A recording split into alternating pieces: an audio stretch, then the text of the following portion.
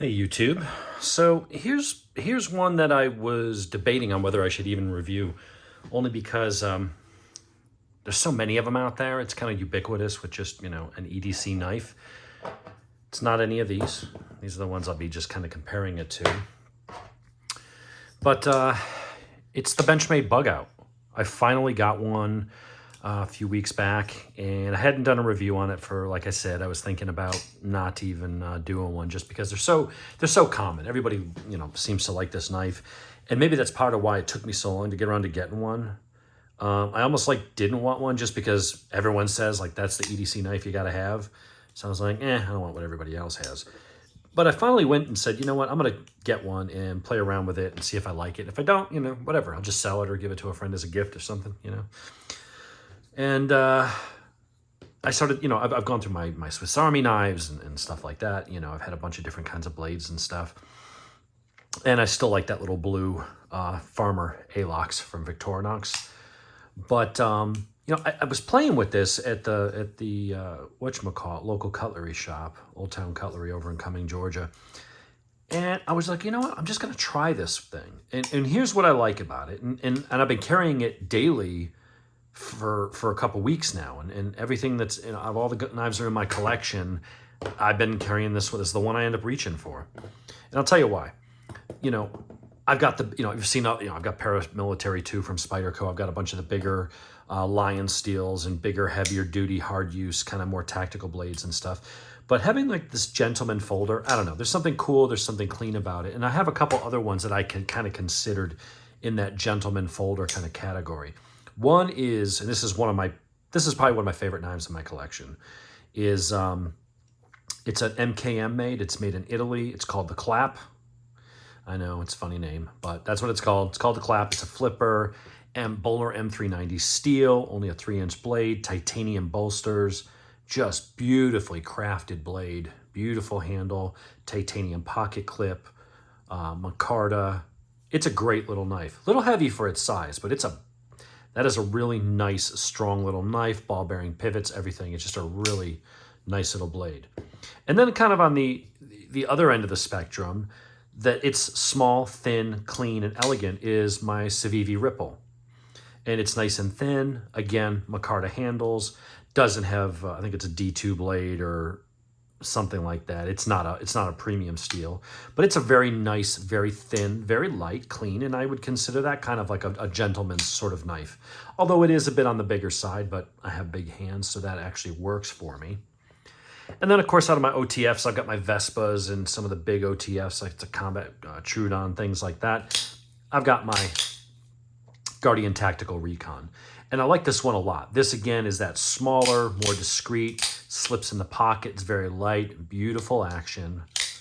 And it's just a great little knife. The only downside to it is the handle doesn't have any jimping on the sides. So, you can have it and use it, but you sometimes feel like you have to kind of hang on to it, that it might slip out of your hand. They could have done something better with the traction. Those little finger grooves help a little bit once it's deployed and you kind of lock your hand in place, but anyway. So I've got those, and those are all kind of in that smaller size that normally I'm going to carry the larger, the Spyderco Paramilitary 2, something like that. They're in that 3.5 to 3.7 inch blade size. But I've been kind of having a more appreciation because, I'm carrying a handgun, I'm carrying a spare magazine or a strip clip for rounds if I'm carrying a revolver. You got your cell phone, you got your keys, key fob, you got your wallet, you've got a pack of gum or mints or something. Your pockets fill up kind of quick.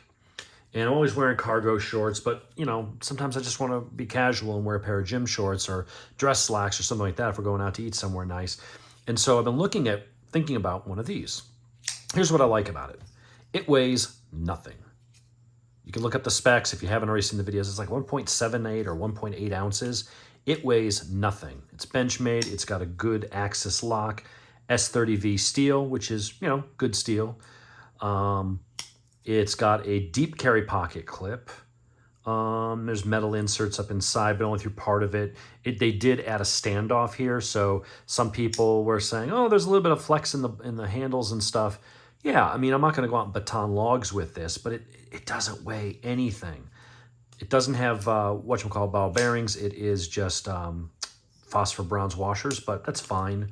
You know, this particular one with the coated blade and the olive drab handle, I think was like 145 bucks. So it's not a cheap knife. And that was why I originally didn't go for them, because you pick it up and you say, it's so light and it does have a little bit of flex. It just feels cheap.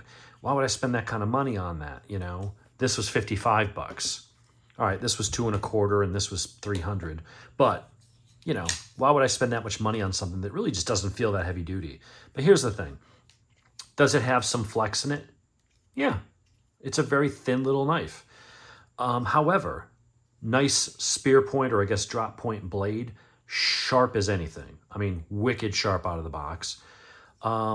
Didn't feel the need to touch it up at all or anything. I may strop it just to take any burrs off the edge, but didn't need it. I mean, it's perfectly sharp the way it is.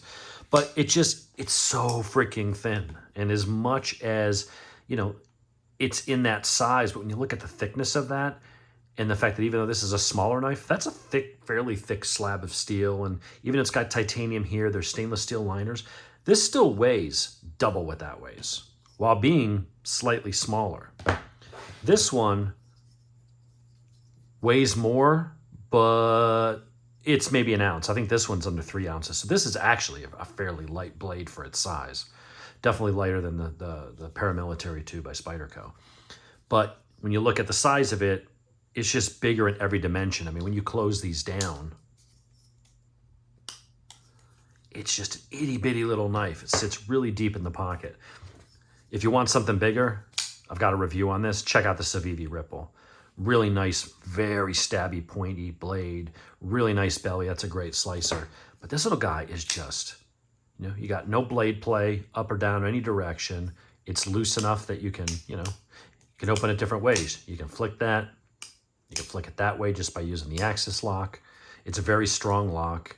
I don't think you could Spidey flick this. I don't care about Spidey flicking. I think it's something that knife reviewers do because they want to go and they think it just looks cool. There's no advantage to it.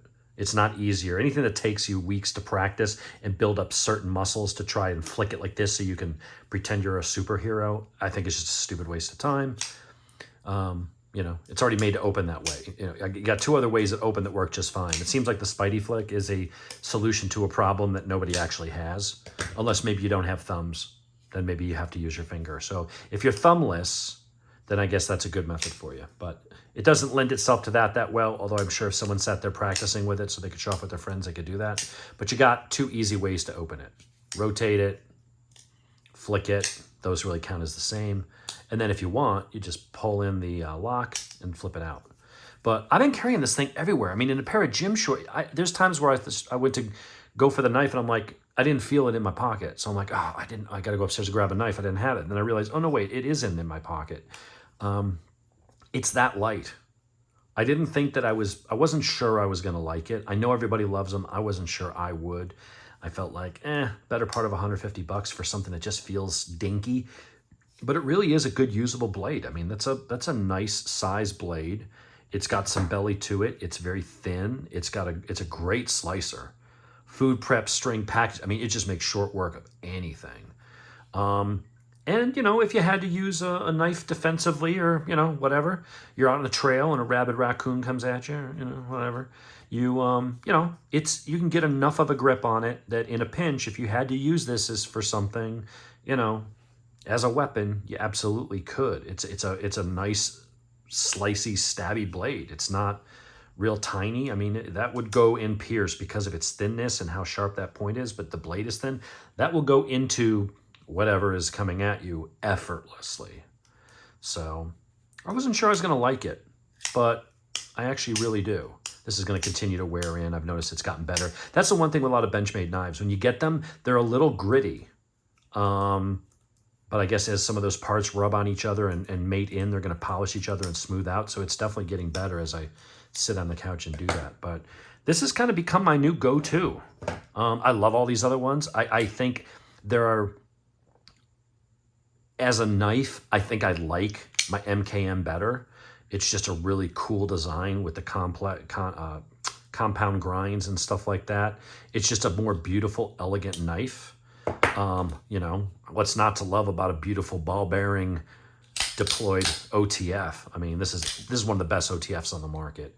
It's better than, in my opinion, than the Microtechs. It takes a lot of the things that I like about Microtech, and it just improves on the design. Like them a lot. There's another OTF coming in a review up soon from a company you may not have heard of that's American made. Stay tuned for that.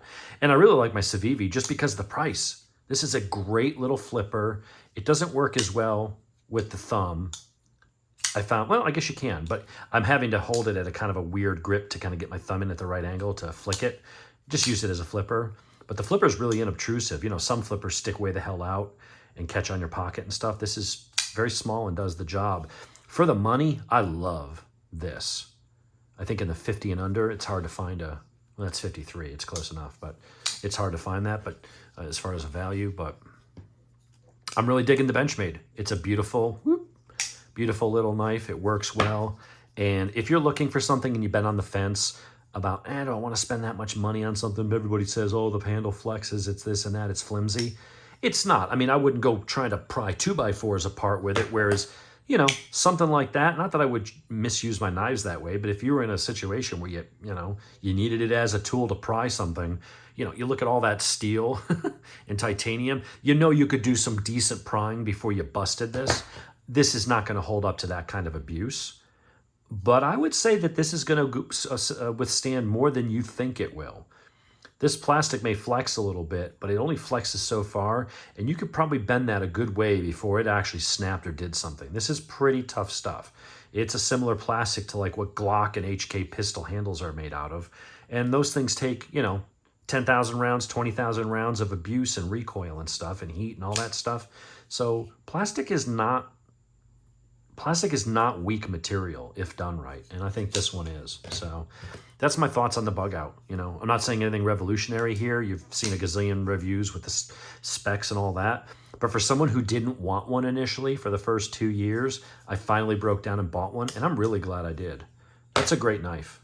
Right in the middle of the value between 200 plus, 300, I think I paid 329 or, you know, whatever that was, and $50. If you want to spend more and get a more premium steel than D2 or whatever that is, I think it's D2. I have to double check. You know, S30V, and there's some new versions they've got with aluminum scales, and I think, I don't know if it's 20 CV or M4 steel. They got something that has like a new, more premium super steel. For everyday use and ease of sharpening, there's nothing wrong with S30V. It's a perfectly adequate quality blade steel for, you know, for ADC. So give one a shot. If you've been on the fence, go ahead and get one. I don't think you'll be disappointed. It slips in a pocket, you forget it's there. Anyway, stay tuned because we're going to have a review of a very weird looking, but I think it's going to be interesting, American-made OTF called the Dart from a company called Axial Gear. It's a new US, all US made, great warranty, doing some very cool things. They're going to give Microtech and Heretic and some of these other US OTF companies a run for their money because they're putting out something that appears don't have, you know, long-term reliability on them, but from everything I'm seeing, they're built to the same kind of standards with the same sort of materials as the Microtechs, Heretics, Guardian Tacticals, but they're coming in around 200. Yeah, if you want to pay 215, 220, you can get it with 20 CV steel, which is a real top-of-the-line premium super steel. I don't know if it's better than LMAX, but anyway, they're all up there. They're all better than anything I need. So stay tuned for that. I've got the Dart coming. It's sort of their competitor to the Microtech Exoset. So it's a small California legal, out the front automatic, but it's kind of wide. It's neat. I won't spoil too much of it. Just wait till I get that and we'll do a review. Anyway, everybody stay safe. Don't cut your fingers off. But if you haven't tried this one yet, give it a shot.